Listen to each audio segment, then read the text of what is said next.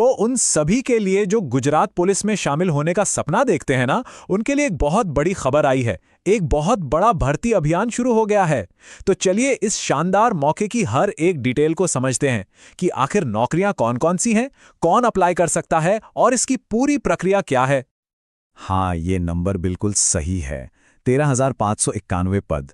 ये गुजरात पुलिस के इतिहास की सबसे बड़ी भर्तियों में से एक है, खासकर जब बात सब इंस्पेक्टर और कांस्टेबल के पदों की हो। मतलब इतने बड़े पैमाने पर मौके बार बार नहीं आते। तो चलिए इस बड़े अवसर को थोड़ा और करीब से देखते हैं। आखिर ये भर्ती अभियान इतना खास क्यों है?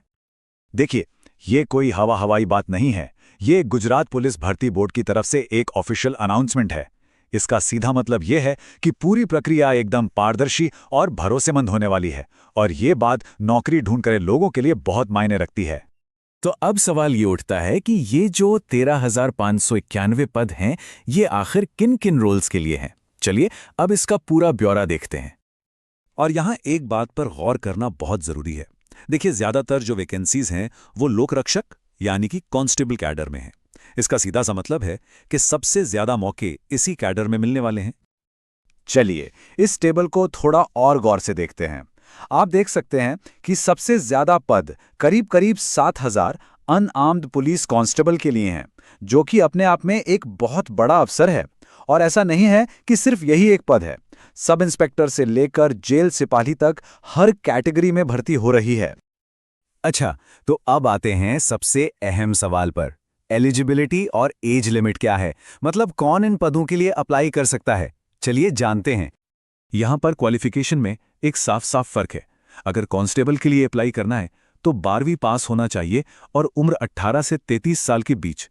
वहीं सब इंस्पेक्टर के लिए बैचलर डिग्री और 27 से 35 साल की उम्र जरूरी है। ठीक है, मान लीजिए कोई उम्मीदवार एलिजिबल है, तो अब अगला कदम क्या? अगला कदम है सिलेक्शन प्रोसेस को समझना। पुलिस ऑफिसर बनने का ये जो सफर है, इसमें किन किन पड़ावों से गुजरना होगा?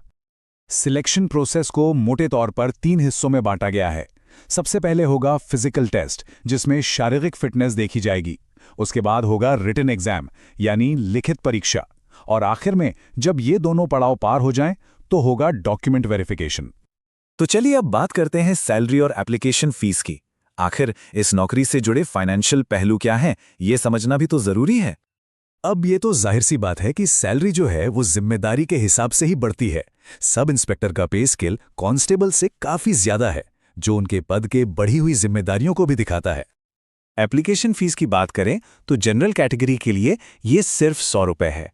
और हाँ, अनुसूचित जाति, अनुसूचित जनजाति और ईडब्ल्यूएस सेवा के उम्मीदवारों के लिए अच्छी खबर यह है कि उन्हें फीस में पूरी छूट दी गई है। और अब आते हैं सबसे जरूरी हिस्से पर, यानी इंपॉर्टेंट डेट्स और अप्लाई करने का तरीका। यहां पर एक भी डिटेल मिस नहीं होनी चाहिए। तो इस बात पर खास ध्यान दें कि एप्लीकेशन विंडो खुल चुकी है, लेकिन ये 23 दिसंबर को बंद हो जाएगी। इसका मतलब है कि अब ज्यादा वक्त नहीं बचा है, एक एक दिन कीमती है।